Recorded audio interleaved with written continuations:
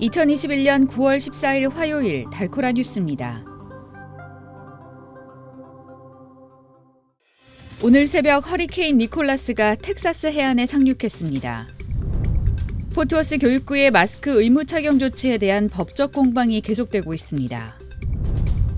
달라스 경찰국의 새 강력범죄 감소 계획이 시행 90일 만에 효과를 보이기 시작했습니다.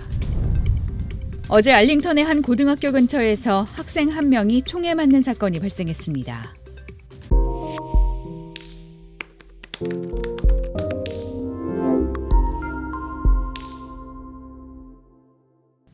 최대 풍속이 시속 75마일에 달하는 허리케인 니콜라스가 오늘 새벽 텍사스 해안에 상륙했습니다.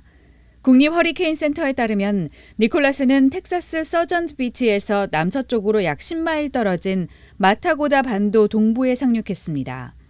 니콜라스는 2021년 대서양 허리케인 시즌의 14번째 폭풍입니다.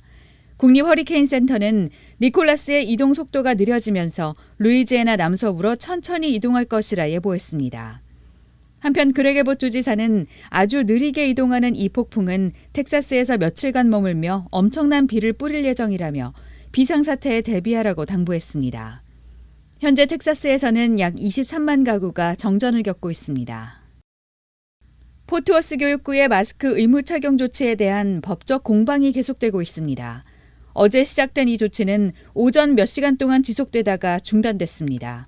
일부 학부모들이 테런 카운티 항소법원에 제기한 마스크 의무 착용 조치 관련 이의 소송의 결과가 바로 적용된 겁니다. 항소법원은 이의 소송을 제기한 학부모들의 손을 들어주며 포트워스 교육구의 마스크 의무 착용을 중단하라고 명령했습니다. 이에 8만 4천 명의 학생들은 어제 등교할 때 썼던 마스크를 오전 수업이 끝나면서 다시 벗어야 했습니다.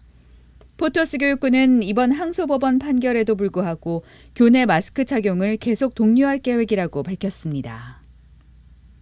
달라스 경찰국의 새 강력범죄 감소 계획이 시행 90일 만에 효과를 보이기 시작했습니다. 어제 에디 가르시아 국장은 시의회 보고를 통해 지난 석 달 사이 달라스시의 살인과 강도 사건이 감소했다고 밝혔습니다.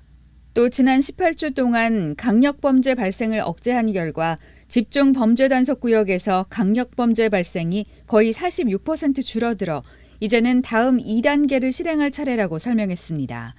또 달라스 경찰국은 이번 범죄 감소 계획을 통해 재범률을 낮추기 위한 노력도 기울이기로 했습니다. 어제 오후 1시쯤 알링턴 샘 휴스턴 고등학교 인근 쉐리 스트릿에서 16살의 학생이 총에 맞았습니다. 이에 샘 휴스턴 고등학교를 비롯해 사건 현장 가까이에 있는 아서튼 초등학교와 아담스 초등학교의 출입이 일시 통제됐다가 약 2시간 후인 오후 3시 30분쯤 해제됐습니다. 알링턴 경찰은 여러 발의 총알이 발사된 것으로 보이지만 학교를 표적으로 한 범행은 아닌 것으로 추정된다고 발표했습니다. 또 다른 학생이나 교직원의 피해는 없었다며 용의자 검거를 위한 수사에 들어갔습니다. 오늘의 단신입니다. 국민의힘 대선 경선 후보를 8인으로 추리는 1차 컷오프를 하루 앞둔 오늘 당내 대선 주자 선출을 향한 1위 쟁탈전이 점점 치열해지고 있습니다. 민주당 유력 대권 주자인 이재명 경기지사가 최근 특혜 논란이 제기된 분당 대장동 개발 사업에 대해 모범적 공익사업의 사례라고 직접 반박했습니다. 전 세계적으로 기온이 화씨 122도를 넘어서는 폭염 일수가 1980년대에 비해 2배로 늘어날 것으로 전망됩니다.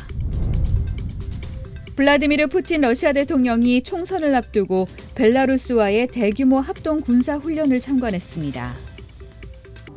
지금까지 9월 14일 화요일 달코라 뉴스의 소피아 싱이었습니다.